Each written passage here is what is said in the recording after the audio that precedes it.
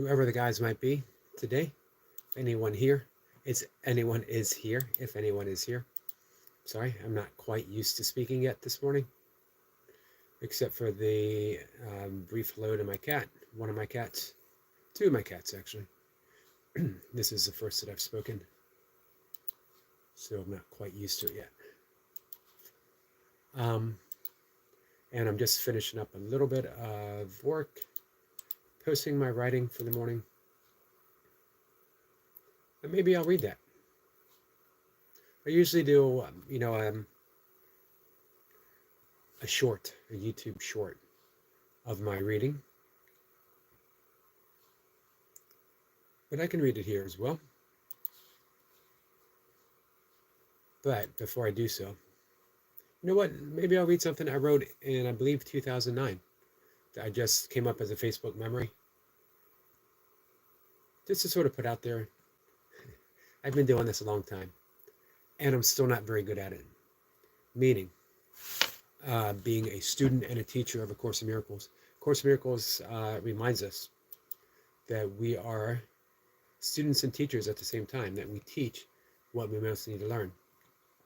So when you hear me talk about the Course in Miracles, if I ever present myself as if I know, as if I'm good, as if I am a high-level practitioner on the verge of final awakening, remind me, I'm just a teacher, I'm just a student, and I'm just doing my best to learn.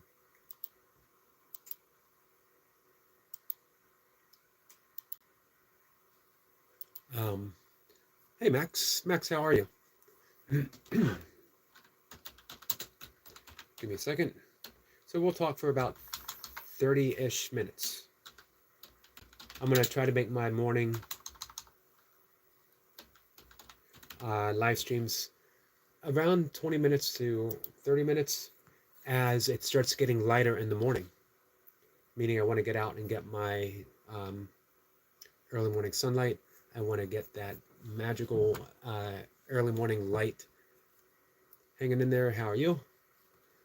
I'm doing okay, Max. I've had some trust issues show itself. Not in anyone, but, I was thinking earlier that Course in Miracles, meditation, yoga, Buddhism, even mystical Christianity is all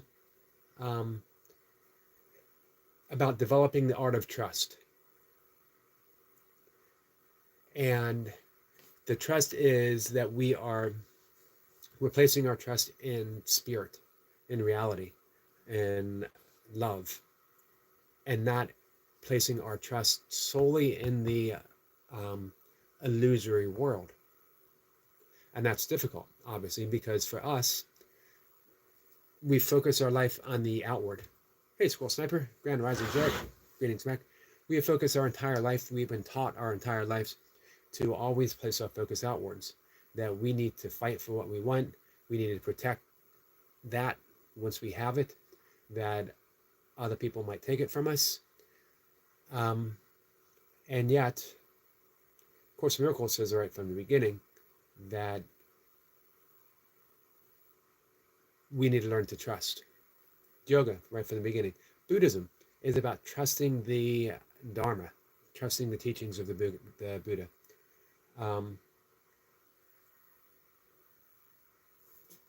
Give me a second here, guys. Our friend Goldie sent me some stuff earlier. Jesus talking about the lilies of the field, the lilies of the fields, as well as birds. Let me see if I can find it. She kindly sent it to me a couple of mornings ago.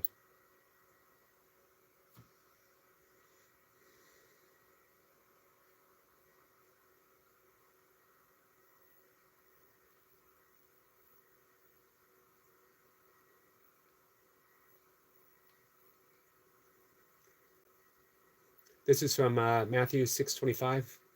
Therefore I tell you, do not worry about your life, what you will eat or drink, or about your body, what you will wear. Is not life more than food and the body more than clothes? Look at the birds in the air. Do they not sow? They do not sow or reap or store away in barns, and yet your heavenly Father feeds them, and you're much more valuable than they. 27. Can any one of you, by worrying, add a single hour to your life? So I keep those in mind right now. I think for me it was just a few little things that, act as a trigger. And we all have them. I've been doing this for a very long time. Let me read. I wrote this in 2009. 2009, after probably 15 years of studying A Course in Miracles, was the year I finally finished the workbook, because I would read it and put it aside, read it and put it aside. The last thing the ego ever wants is to be seen through. It's an important thing. The ego always fights back, and we always try to fight fire with fire. If the ego is fighting back, then we need to fight harder. But that's not the case, because that's what the ego wants. That's what keeps it in existence. All we need to do is not believe it. The voice of fear, which still presents itself to me after what's now been, over 30 years of studying A Course, over 40 years of meditating, only has to be recognized. That's it. Allow it. And in that allowing space, we again start to surrender. We start to, we get a little sense of ease. That's all it takes sometimes, is that little sense of ease. So I wrote this in 2009. It was based upon lesson 68 of A Course in Miracles. A Course in Miracles tells us that it's our grievances that prevent us from reaching our own inner light. Our light is submerged to such an extent that we carry these clouds of burden throughout our lives and live in what Thoreau called a quiet life of desperation. And yet as the clouds part to the reach of sunlight, our grievances will fall away to the act of forgiveness, a promise that held true to the reach of all light.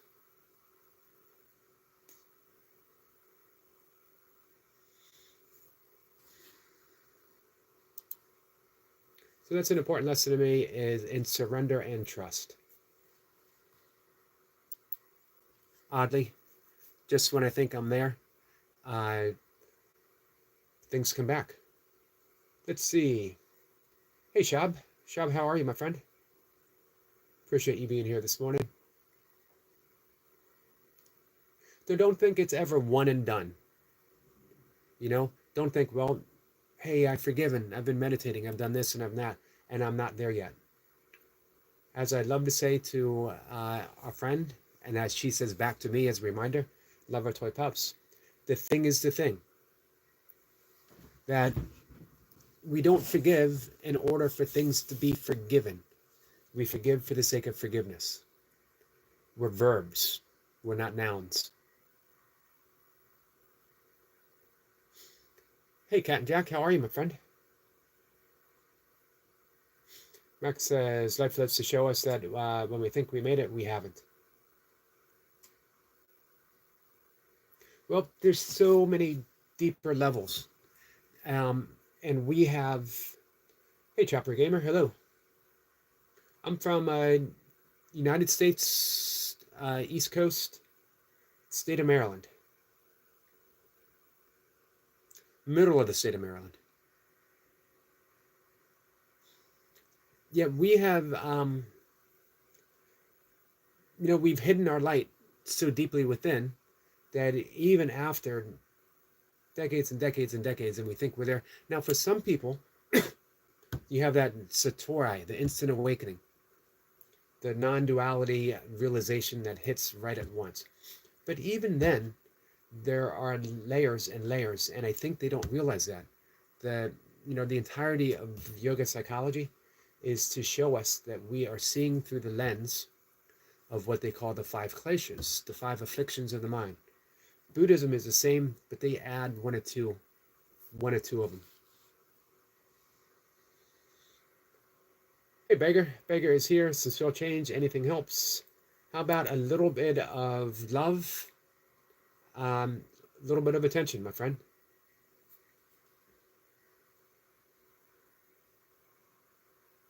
Simpa says, greetings, Shepherd Gaming, and Beggar, good to see you.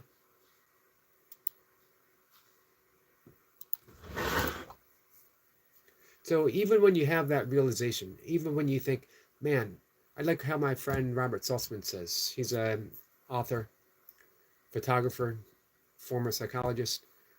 He wrote the 10,000 Things and Depending on No Thing. Always great insights. We don't always agree. We've exchanged some messages on Facebook, but he's a good guy, and he was extremely helpful for me when my father passed away. He loves to say that awakening never ends. We think that, I get it, I'm awakened. We're never awakened, we are always awakening. So like Max says, when we think we got it, we haven't gotten it. We only think we've gotten it. There's another rug to be pulled out. There's another floor just beneath us. Let's see.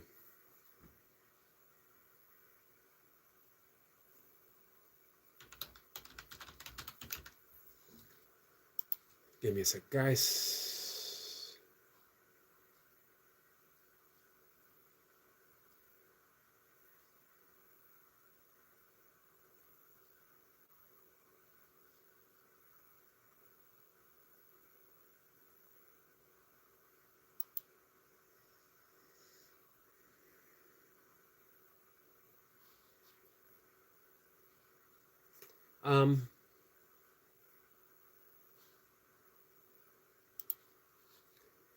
So this is what I wrote this morning about the art of listening. There are two thought systems at play here, yet just one is in opposition to the other. For only thoughts of love are ever real, and the voice of ego eventually rings hollow to our ears. That's the psychology of A Course in Miracles, summed up, but it doesn't really need to be explained much further than this. Only love is real, and its voice is expressed through our acts of kindness brought to the forefront of the mind by continuously choosing to forgive the issues of our world.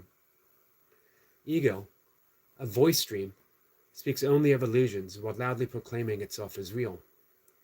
The voice of love is silence, all accepting, and patiently awaits for our listening return. So we can see that there can be no true opposition. Reality, love, is never opposed. It only awaits for our attention, and that's the purpose of the Course. This is true for yoga as well, Buddhism too. They point us towards reality, the techniques in listening to the voice of love, practices in the art of heart listening. Each moment gives us an opportunity to listen a bit deeper, to notice the briefest pause that's present just before the rush of ego's first shout. There's no need to fight it or to attempt to stifle its concerns. It's a dream voice, an echo of an illusory life we've never truly lived. Only love is ever truly present, and eventually, it's all we ever hear. Until then, we simply practice listening.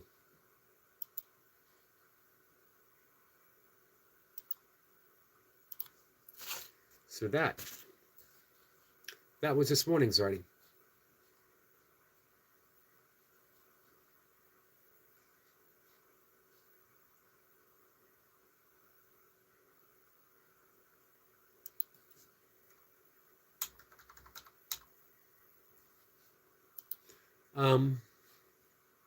So Max, how are you?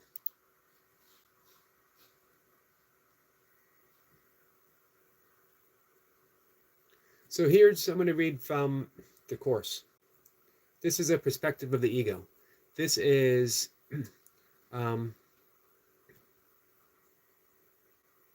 this is what we keep ourselves trapped in by continuously choosing to believe the voice in the ego. Again, we don't need to fight the ego. We don't need to have any of our practices that to fight makes it real. That's the whole. That's the whole thing about forgiveness. Forgiveness is the refusal to make our bitterness real. It's the refusal to make our bodies real. It's the refusal to make someone else's bodies real.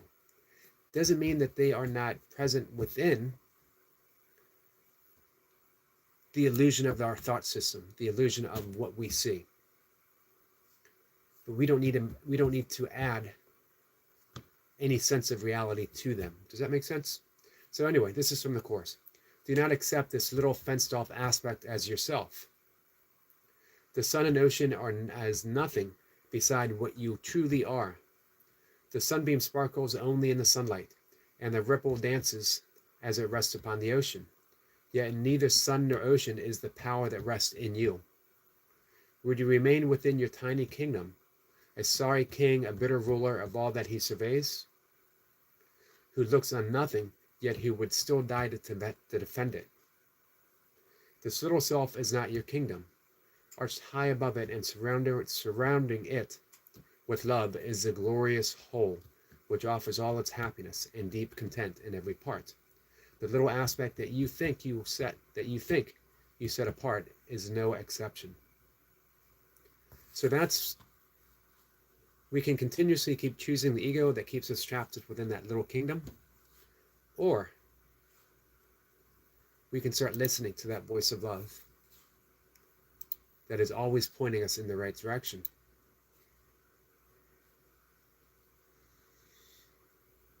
Let's see, Max says, I wonder if the inverse is true. I feel so deliberated and beat up by life these days, and so much is out of my control, and yet maybe I'm closer to having it in this state of chaos than I imagine. I like that you put, hey Dale, I like that you put having it in parentheses. Hey Anthony. Anthony says, hello everyone. You already have it. You never didn't have it. It's always present. But we have all of those layers, all of our suffering, all of our sorrow, all of our grievances, acting as barriers that keep us from that realization.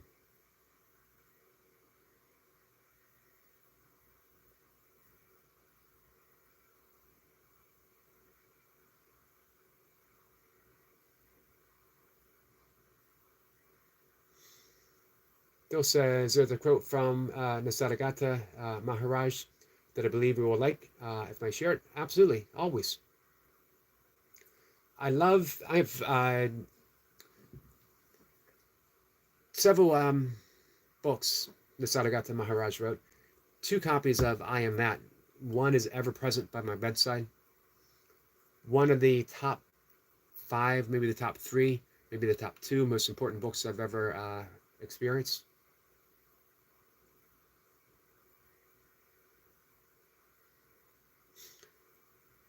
Dale says, you probably have heard it before. Sniper says, Max, we are taught many things about our universe, but all an assumption. From my perspective, we are the center of everything, which debunks taught reality. I'd like I don't remember who originally said it. Center everywhere, circumference nowhere.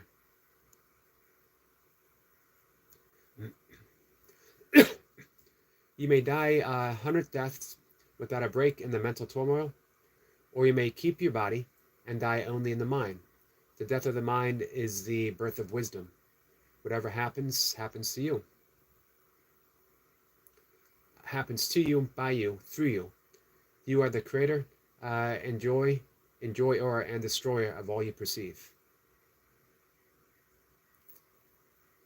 I like that. And of course, that is pointing to the, when he says you, it's not the you think you are.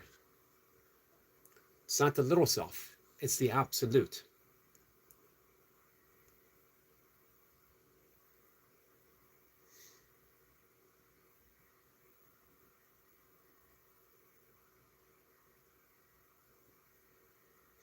Now, the Course might reverse that. You may die in your body, but keep the mind, because only the mind is real. But the mind that's used in the Course is similar to the absolute consciousness that Nisargadatta Maharaj presents. So a lot of times we read what seems to be two opposing thought systems. Is Nisargadatta right? Is A Course in Miracles right? They're just using different pointers,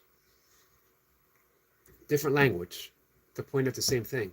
This is why Ramana Maharshi, another very important teacher, likens it to having a thorn in your palm, and you use another thorn to take it out. But you don't save those thorns, you throw them both away. Whereas it's Buddha said in the Dhammapada that his teachings are like a raft to get you across the farther shore. Once you're there, there's no need to keep carrying the raft. Even A Course in Miracles says, eventually surrender the Course and just live your life through continuous forgiveness.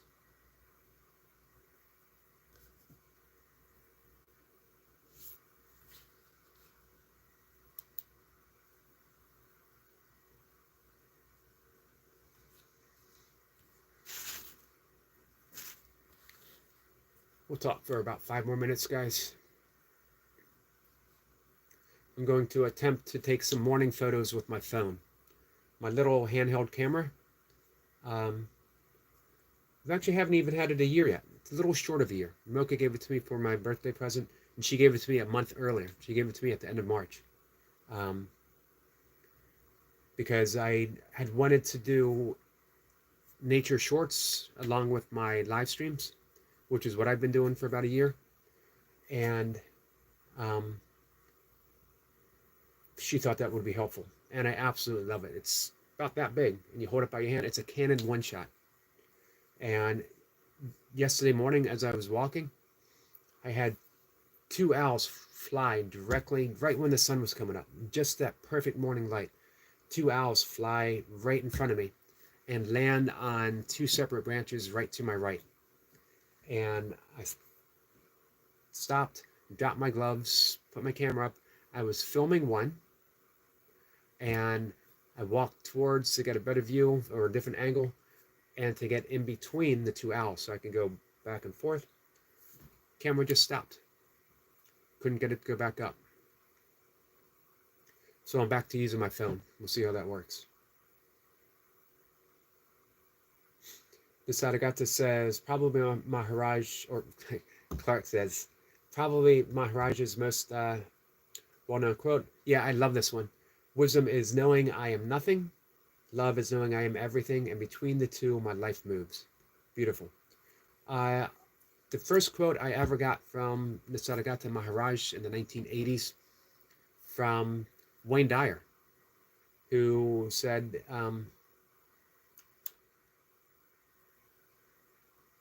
what was it? In my world, there is no suffering, which a lot of people take out of context.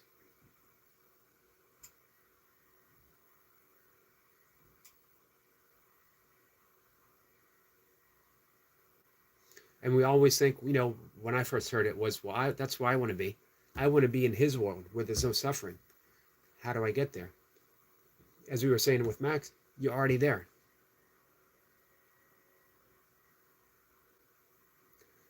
Who suffers, is the illusion of Eric, the ego.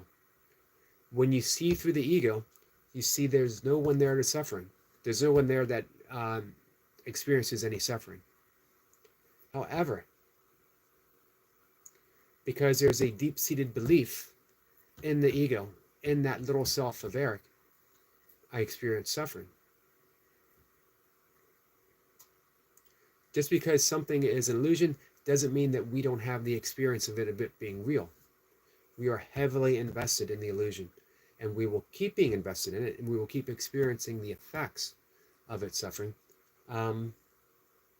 as long as we're in this world.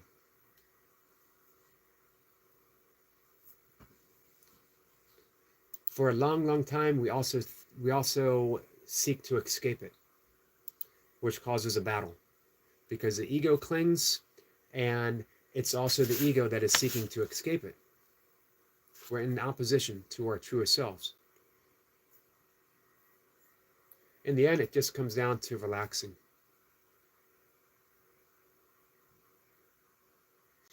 Max says, so when you're triggered by something related to trust, sorry to hear that, how do you counteract that experience? Do you just allow the experience to be and pass and go back to breathing? It's a good question. First, I have to become aware of it. And even after all this time, I'm not always aware of it. Sometimes when you're trapped, you're trapped. You don't even see it. And then I'm giving a reminder, I'm trapped. And even then, I realize, well, I've been triggered. What do you do? Hey, Carl. Carl says, good morning. Good morning to you, Carl. Appreciate you being here, my friend. Sometimes, just by being aware of it, I'm able to gently return, gently relax. Other times, I stay triggered, even when I'm aware of it. And I think, well, this really sucks. And it gets even worse because then I think, okay, decades and decades and decades of practicing, and I get triggered and I'm stuck in it. What was the sense? So there's no set way.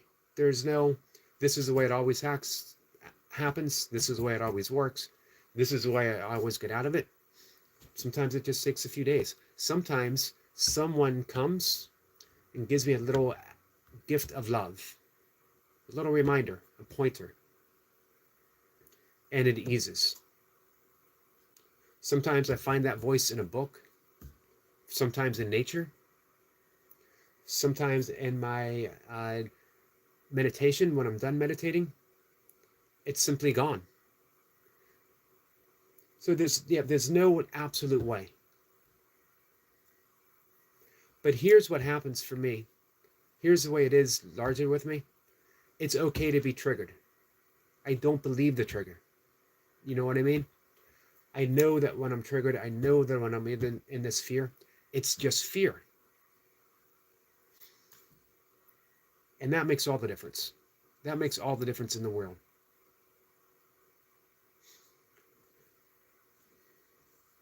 It's okay to experience what you're experiencing, even if it's a trigger, even if you know it's a trigger, and even if you can't escape the trigger.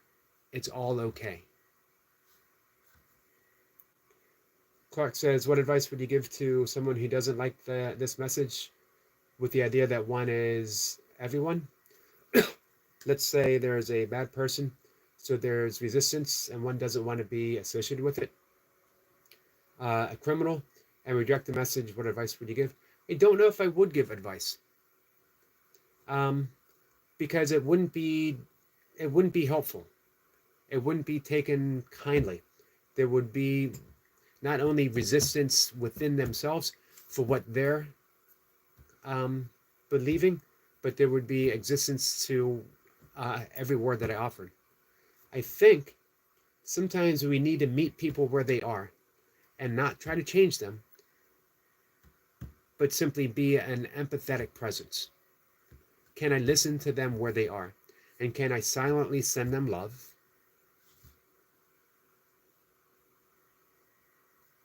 And let it go. That maybe through my presence, maybe just being there, things can begin to shift a little bit. Yeah, one thing I've been relearning again recently is, for one, you can't join people. You can't allow yourself to join people in their hatred. You can't allow to join people in their grievances. You can't make them your own. And people will always invite you into that world. They'll say, hey, this is what's happening to me. This is my grievance. These are my resentments. Don't you understand? Join me. Resent the same people I resent. Hate the same people I hate. Have the same grievances that I have. Everyone will invite you back into that club. Refuse to accept it. But that doesn't mean that you can't offer them your presence. And you don't even have to say it to them. Just remind yourself, you don't need to rejoin the club. And be open, send them love. Sometimes the best and only thing we can do is silently send someone love.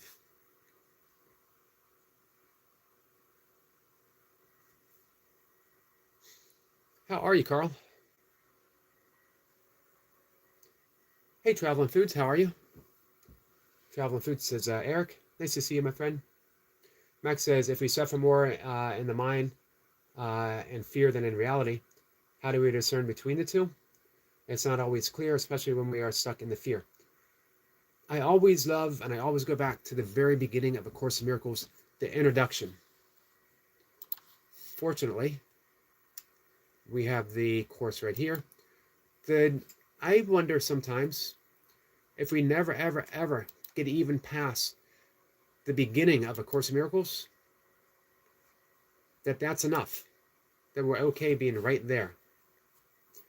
Course in Miracles says only love is real. Nothing unreal exists. Therein lies the peace of God. So, are you experiencing anything other than love? Anything? Of course, the introduction also says fear is the opposite of love. But that which is true cannot have an opposite. Doesn't have a true opposite. So if you are experiencing fear, you are experiencing an illusion. That's the reminder. So if you're experiencing fear, remember that it's an illusion. Is that helpful? I'll be honest with you. I don't know. I don't know. Because when we're stuck, we're stuck.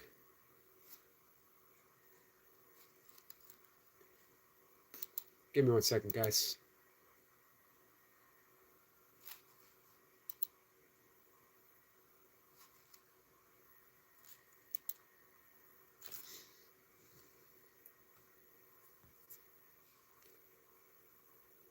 So here's part of the introduction.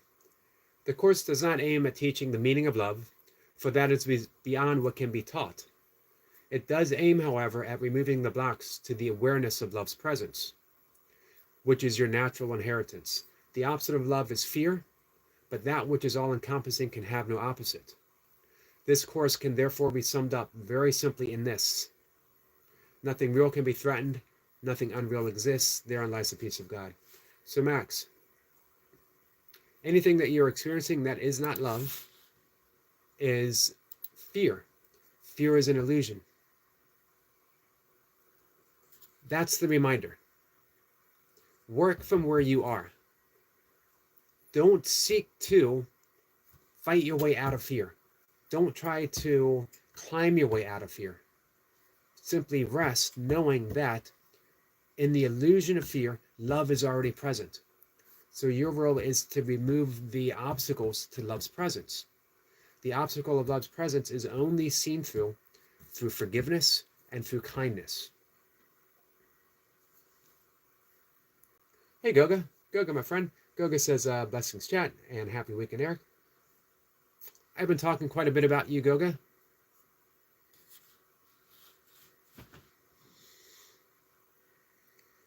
Dilk has, thanks for answering. In a book by Ri, he said, if you strip everything of the qualities, characteristics, personalities, you give them what remains in the suchness that we are, I believe. I always love that expression, suchness. It's a very Buddhist term. Dil says, Syllabab says something similar, that he stop a tree if you strip a tree of all concepts, it has what remains in the essence of life, what everything is. Yep. That's the same message of course, what is said in the introduction, as well as Taoism. The Tao that can be told is not the true Tao. The tree that can be described isn't a tree. It is simply our description of the tree. In NLP, they say the map is not the territory, or the menu is not the meal.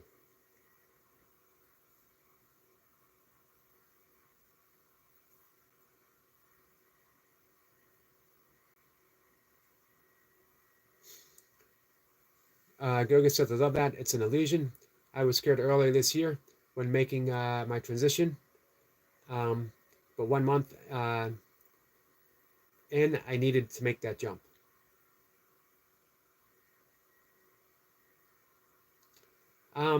Yeah, I'm in a similar position, Goga. Similar position. Max says, there isn't much I can offer you or anyone, especially in my current state. But here's my attempt. When we are struggling, we should remain mindful that all things are transient, including discomfort. I agree. At the same time, at this point, I don't often, or I try not to often, use the word should. We should do this, we should do that.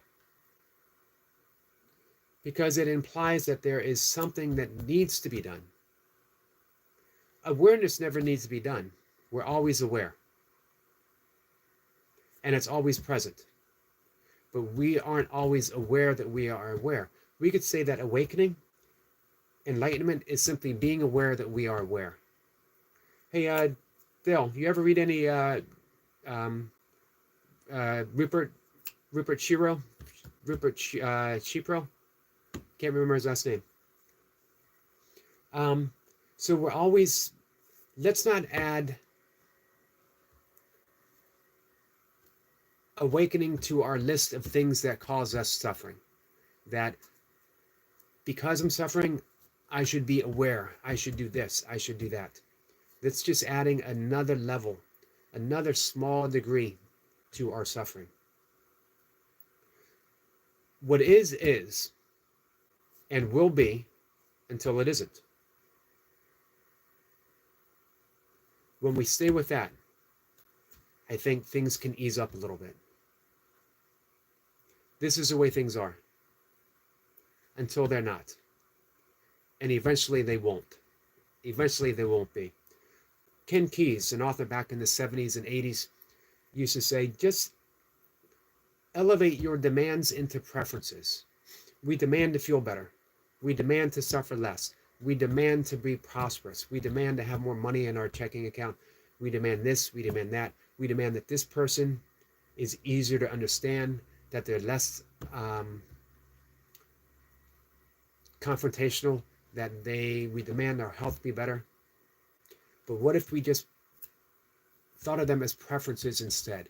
I would prefer this person to be easier to hang out with. I would prefer to have more money in my bank account. I would prefer that I could be more loving and understanding.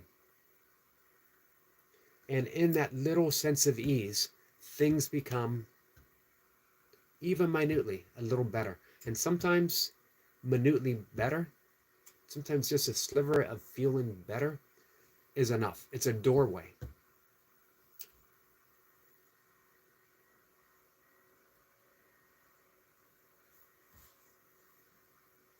Goga says, Eric, good things I know. Absolutely. I've been telling people, man, you've been so on point with your classes on YouTube. Thank you so much. Goga says, well, Eric, do it. I need your insights on starseeds. It's been coming up a lot.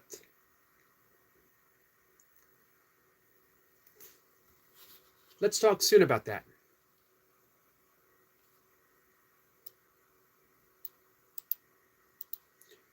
Goga says, sniper. Tandra says, hi, Yogi. Hey, Tandra, how are you? Max says, fair point on should. Could or might we want to consider rather than should?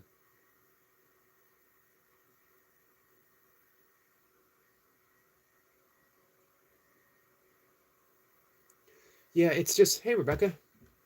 I try to be mindful of, am I adding to the issue at hand? Am I adding to it by seeking to change it, by fighting it, by resisting it? Instead of just, Max, you and I have worked with the psychological or the physiological side. Think about the physiological side as emotional and spiritual at the same time. When we do the physiological side, we release the body from its tensions and we just sit and we relax. allow your emotions to follow along with the body.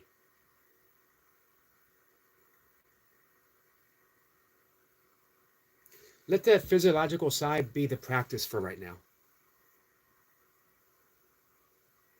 For me, the ujjayi breathing, the ocean breath, is also one of the most important things that I have to work with. It's the immediate tool that I have within every moment.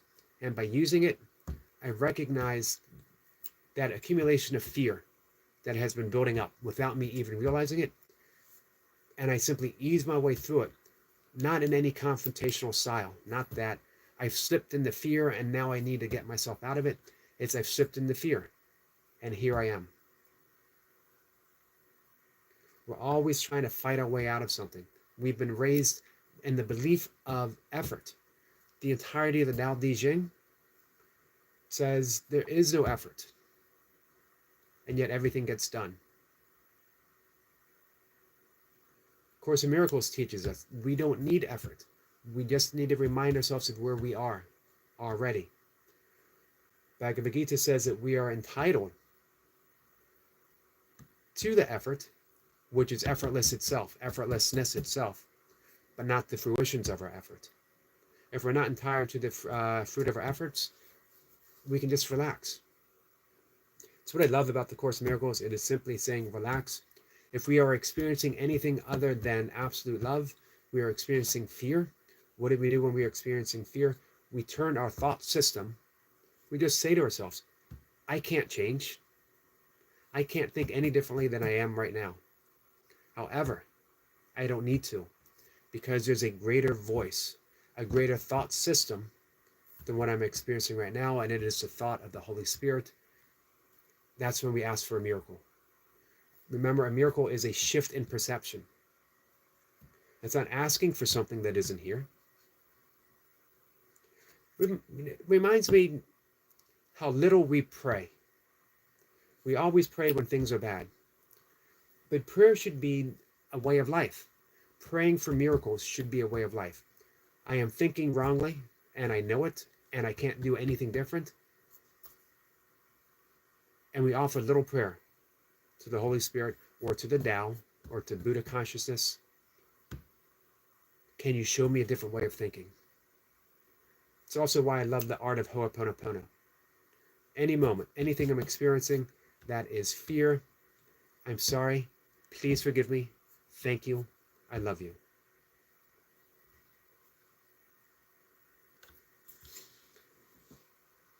Yogi says, thanks for my new name, Squirrel, I love it.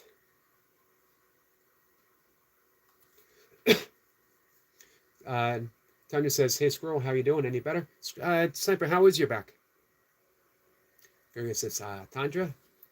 Bill says, another Maharaj quote, when I am, myself goes, the I am all comes. When the I am goes, I am comes. When even I am goes, reality alone is, and in it, every I am is preserved and glorified. Yeah, there was, at a certain point, even I am is surrendered. Even I am is an experience emitting from the absolute. So how you doing, Rebecca? All right, guys. I'm going to have to go. I'm going to make some breakfast and get out and walk. Try out my phone camera again. It's been a bit. Carl says, rain in here. It rained here yesterday and all through the night. 2447 from Tandra. And 5 days being held. So that means we are under 500. That's phenomenal. We can do 500 in a week. Max says, namaste and have a good walk. Have a good day, night, everyone. Thank you, Max. Max, again, you know, we can always continue our conversation. Messenger. Reach out whenever you want. Whenever you want, whenever you need. Goga says, take care, Eric. Make that leap. You'll be fine. Thank you, Goga. Um, I appreciate that. I appreciate that. I appreciate your presence. Rebecca says, you too, Max. Have a good day, everyone. Everyone connected with each other. Um, I hope you do. I hope you guys can reach out and make that connection. I will see everyone later today. I'll be live again at 1.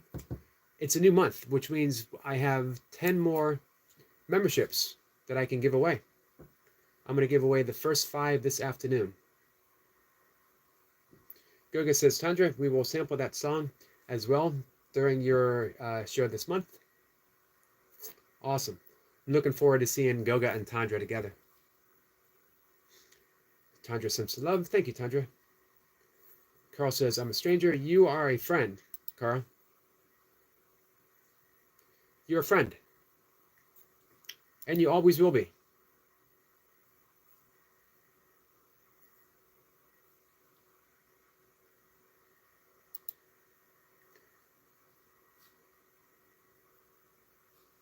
And Carl, if it ever seems that I'm not there for you on these live streams as a friend, I apologize. And I hope to do better. Sniper says, Sandra, keep him busy in the woodlands today. I hope it's no strain on your back today, Sniper. Tanya says, Squirrel, take care. Absolutely. Rebecca says, Carl just subbed. Thank you, Rebecca. So, love to you, my friends. Love to you, my friend. I will see everyone later today. Take care.